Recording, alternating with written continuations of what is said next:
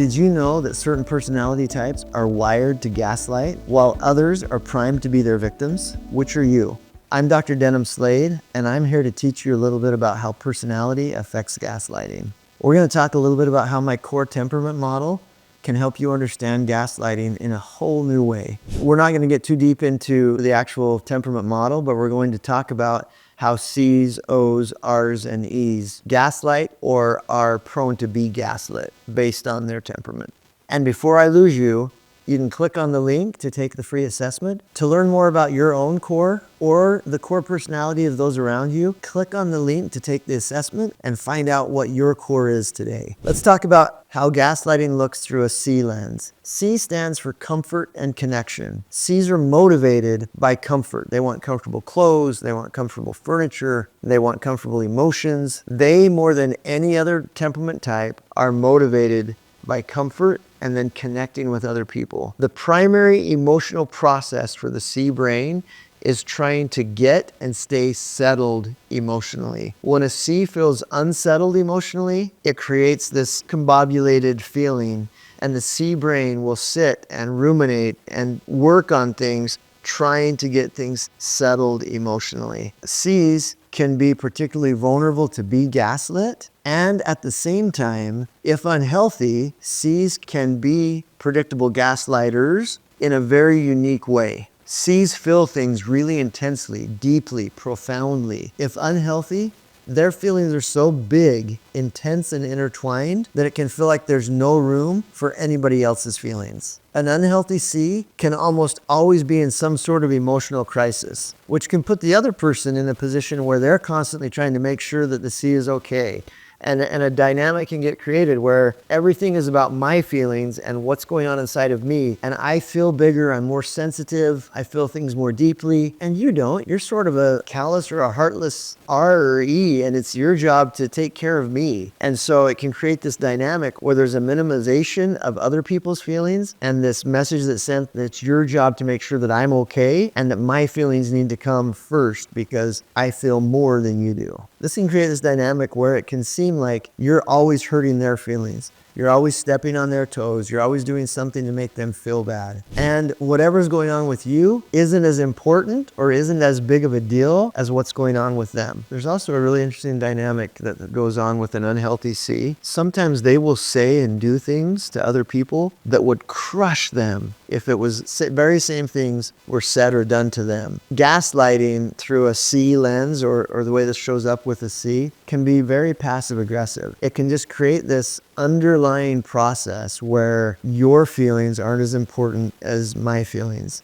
And your needs aren't as important as my needs because I'm needier. And so we create this scenario, this dynamic where you're constantly having to reach out. You're constantly having to make sure that I'm okay. And I'm over here getting upset and you've done something to hurt my feelings again. And so it's this kind of interesting way of gaslighting where it's just not okay for you to be not okay. And it's just not okay for you to have feelings or have points of view that are different than mine or that are going to make me feel bad. And so then you find yourself sometimes if you're in a relationship with an unhealthy C where you're just constantly trying to figure out how to not say something to hurt their feelings or how to not do something that's going to make them feel bad. And so you get lost at your feelings and your part of things gets lost in the interaction. At the very same time, one of the biggest strengths of the C temperament is that they're super accommodating. Because they're driven by comfort and connection, C's will frequently sacrifice for the good of the relationship and to try to make the other person feel comfortable. And this kind of sets them up. If they end up dating or marrying the wrong person, it sets them up. They're prime victims. They're primely situated to be gaslit by other people because they'll take it. And oftentimes a healthy C will take it because they'll think, oh, well, I can be nice and I can sacrifice for the good of the relationship and I can bend over backward. I go with the flow. I'm okay. And so a lot of times C's you'll see this interesting dynamic where C's can be gaslit because they're trying to be so accommodating. They're able to see another person's point of view. And so a lot of times the C can be talked locked into the fact that the other person is seeing or feeling something different. And they're like, well, yeah, I can see that. And yeah, maybe my feelings really don't really matter here as much as the other person's. I can go with the flow on this. However, if they're in a situation where their needs are not being met long enough or the hurts are profound enough, then that's when a lot of times you'll get that switch into that passive aggressive dynamic that I was talking about at the start. How does gaslighting look for an O or in a relationship with an O?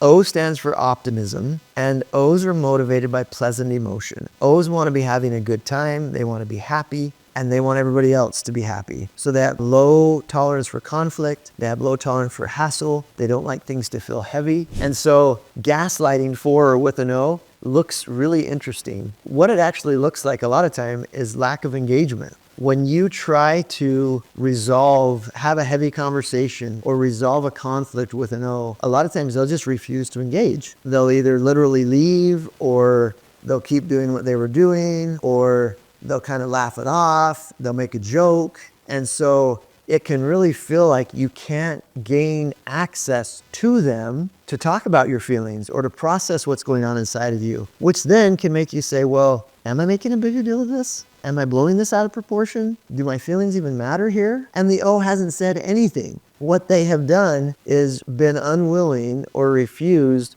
to give you access to them. And if you can't get access, emotional access to your partner, to your spouse, then you can't be caught by them. And so then this underlying message gets sent that you have to be in a good mood all the time. In order for me to be around, you have to be happy, you have to be pleasant, you have to be fun. And so then what that does in terms of this gaslighting is it becomes not okay for you to be feeling what you're feeling or to be thinking what you're thinking. So O's like to pretend like everything is fine, and then they leave you questioning your own sanity because they won't own any of the conflict. They won't even address it. And so you're like, am I crazy? Was that not a problem? And so it just leaves you like in this perplexed, like confused emotional state a lot of the time. R's stands for resolution, and R's are motivated by getting things done. One of the best and most important contribution that R's bring to humanity is movement and getting things done. R's are really great at propulsion. They're really great at moving things forward.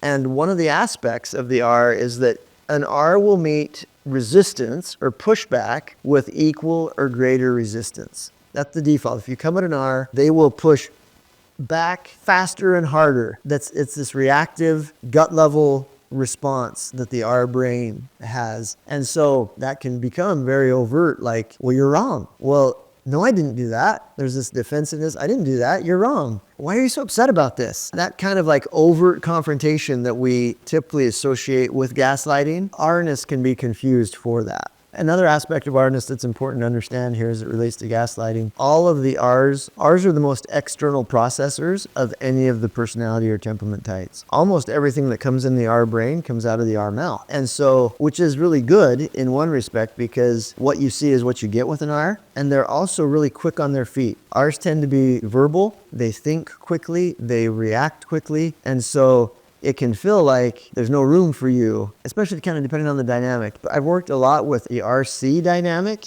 with people, and C's need time. They need time to process. A lot of times when you come to a C with something, they'll kind of look at you like a deer in the headlights because the C brain needs time to have the sand settle and make the connections that their brains are really good at making. But that makes it so that they're not really good in the heat of the moment, where an R is really good in the heat of the moment. And so sometimes C's will feel run over by R's and then feel like there's no room to circle back around and address the conflict with the R. Another aspect of R-ness is, and they're meeting resistance with equal or greater resistance, is that if an R feels attacked, they will usually react and blame. There's just this kind of predictable gut level blame because an R is about breaking through things, moving things forward. And so if an R feels blamed or when there's a problem, an R is quick to try to get the blame elsewhere. R's typically will blame other people for whatever. Initially, they will blame other people because they're just like, nope, there's an obstacle here and I'm blowing through it. Now then an R can very frequently be willing to see their part after the initial wave of defensiveness passes. If you're being gaslit by an R, it will not be passive aggressively. R's are overt and direct. And so if an R thinks that you're wrong, they're likely going to tell you that you're wrong. If an R thinks that you shouldn't be feeling something, they're likely going to tell you that you shouldn't, they think you shouldn't be feeling something. You're not going to have to be guessing or like, look, well, was that gaslighting or was that? No, it's going to be pretty clear if you're with an R. If you are an R, you need to be careful about this and be aware that your initial reactivity or your initial defensiveness can feel like gaslighting to somebody else. And the core of gaslighting that I want you to keep in mind is this lack of making space for what the other person is feeling. And so remember, it's this emotional and psychological manipulation where you're trying to gain power or control by making the other person feel like they're wrong, like their feelings are wrong. And so there's this form of manipulation. Now, if you're an R, you're like, I'm not manipulative. You know where I stand. You got to be careful to allow room and space for what somebody else is feeling or experiencing. Okay, now let's talk about how gaslighting looks if you're an E or if you're in a relationship with an E. Unfortunately, the natural process of the E brain lends itself really well to gaslighting. E stands for excellence and exactness. And the E brain constantly looks at anything, what's been said, what's been done. It looks at anything and sees how to make it better for the next time. When the E brain is working, it's trying to figure out how to make something better. Consequently, E's think through things really thoroughly and they settle on the best way. And it's not like this willy-nilly, oh, I think this is the best way. No, if an E thinks about something, it settles on like, this is the right way to do this. Well, you can see how that sets E-ness up to gaslight really easily,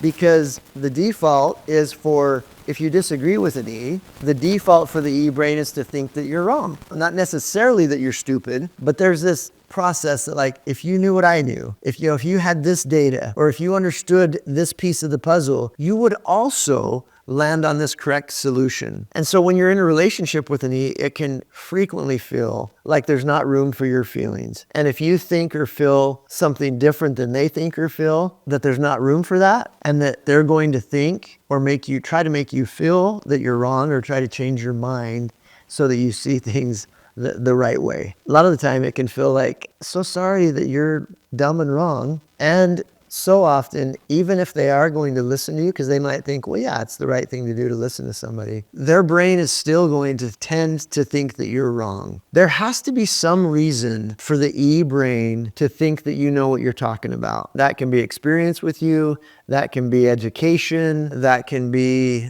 some sort of reason for them to categorize you as one who knows. But if they don't categorize you as one who knows, then the default is to think, well, what do you know any different than I do? You probably haven't thought about this as thoroughly as I've thought about it. Their brain needs some reason to validate your opinion. And so if you're in a relationship with an E, it's really important to make this very overt. Hey, I need to matter here, and I need to feel like you care about how I feel and you care about what I think. I need to feel valued and validated by you. And you need to get that overt buy-in from the E that they are willing to value you and your opinions and your feelings. Is it ADHD or is it O-ness? The O brain sees the possibility in almost anything. And so frequently O's get distracted by things. They're the ultimate like, squirrel, squirrel. And that, on the onus side of things, that's driven by the potential and the openness that O's have. O's are game for almost anything. This underlying process, the O is motivated by having fun and enjoying themselves. And so the O is constantly on the lookout for the potential to have some fun. And if something seems like it will be fun, the O is more than willing to shift gears, to move heaven and earth to try to accommodate an opportunity to have some fun. ADHD, on the other hand, is a neurotransmitter issue. Typically, ADHD is caused either by insufficient levels of excitatory neurotransmitters, help us with motivation, with focus, with memory recall, with the ability to stay focused and concentrating on something. And if you don't have healthy levels of excitatory neurotransmitters like dopamine and norepinephrine, then your brain has a hard time maintaining focus on something and just ends up like being drawn to whatever's around. Or the neurotransmission process isn't working well.